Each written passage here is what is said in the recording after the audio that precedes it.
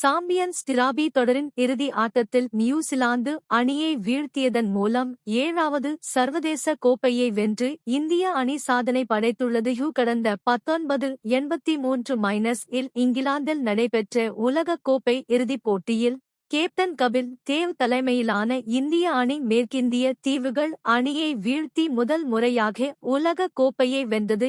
இதனைத் தொடர்ந்து 202-இல் இலங்கைக்கு எதிரான சாம்பியன்ஸ் டிராபி இறுதிப் போட்டியில் மழை குறுக்கிட்டதால் இரு அணிகளும் சாம்பியன்ஸ் டிராபியை பகிர்ந்து கொண்டன. இதனைத் தொடர்ந்து 207-இல் T20 உலகக்கோப்பை தொடரின் இறுதி ஆட்டத்தில் தோனி தலைமையிலான இந்திய அணி பாகிஸ்தானை வீழ்த்தி உலகக் கோப்பையை வென்றது. 2011ஆம் ஆண்டு உலகக் கோப்பை இறுதிப் போட்டியில் இலங்கையை எதிர்கொண்ட இந்திய அணியே கேப்டன் மகேந்திர சிங் தோனி, கவுதம் கம்பீர் ஆகியோர் இணைந்து அபாரமாக ஆடி வெற்றி பாதைக்கு அழைத்துச் சென்றனர். 2013ஆம் ஆண்டு இங்கிலாந்து அணியே அவர்கள் சொந்த மண்ணில் வீழ்த்தி சாம்பியன்ஸ் டிராபியை கைப்பற்றியது.